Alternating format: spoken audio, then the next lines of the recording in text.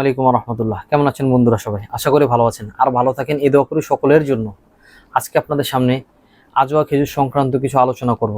Ajwa খেজুর সম্বন্ধে হাদিসের ভিতরে অগণিত আলোচনা আসছে, বিশেষ করে বুখারী শরীফের ভিতরে 5445 নম্বর হাদিস, তিরমিজির 266 নম্বর হাদিসের ভিতরে বর্ণনা করা হয়েছে এই আজওয়া খেজুর সংক্রান্ত।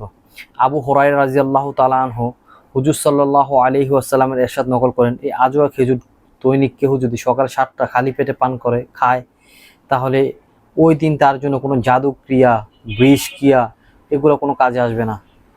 এই সংক্রান্ত হাদিসের রেফারেন্স টানতে যা এই জামানার ভিতরে ইরানের এক শাহেক এক প্রেস কনফারেন্সে বলতেছিল যে আজওয়া খেজুর যদি দৈনিক কেউ 7টা করে পান করে খায়, তাহলে সেদিন তার কোনো বিষ ক্রিয়া কাজে আসবে না। তো ইহুদিরা তাকে বিষ দিয়ে বলতেছে, তাহলে আপনি এটা খেয়ে দেখান, যেহেতু আপনি আজকে আজওয়া খেজুর খাইছেন।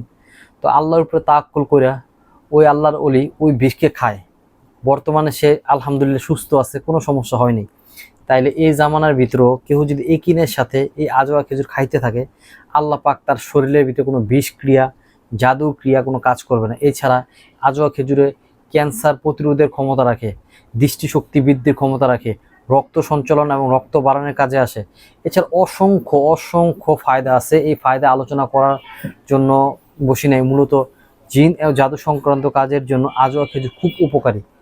কেউ যদি দৈনন্দিন এই আজওয়া খেজুরে আমল করতে থাকে, একটানা 21 দিন 4 মাস যদি করতে থাকে, 40 দিন 4 মাস এরকম করতে থাকবে, আলহামদুলিল্লাহ যত মারাত্মক জিনের জাদুর সমস্যা রোগী হোক না কেন, আল্লাহ পাক তাকে মুক্তি দান করবে। আলহামদুলিল্লাহ সৌদির মদিনার যে আজওয়া, এটা এখন আমাদের কাছে আছে। আপনারা চাইলে আমাদের কাছ থেকে নিতে পারেন। এই আজওয়া খেজুরগুলো আমরা হাফ কেজি বক্স করেছি, 1 কেজি এবং কার্টুন হিসাবেও নিতে পারেন। ঠিক আছে ভাই, আজকে এই পর্যন্ত। অন্য কোনো দিন অন্য কোনো বিষয়ে আলোচনা করা হবে। আসসালামু আলাইকুম ওয়া রাহমাতুল্লাহ।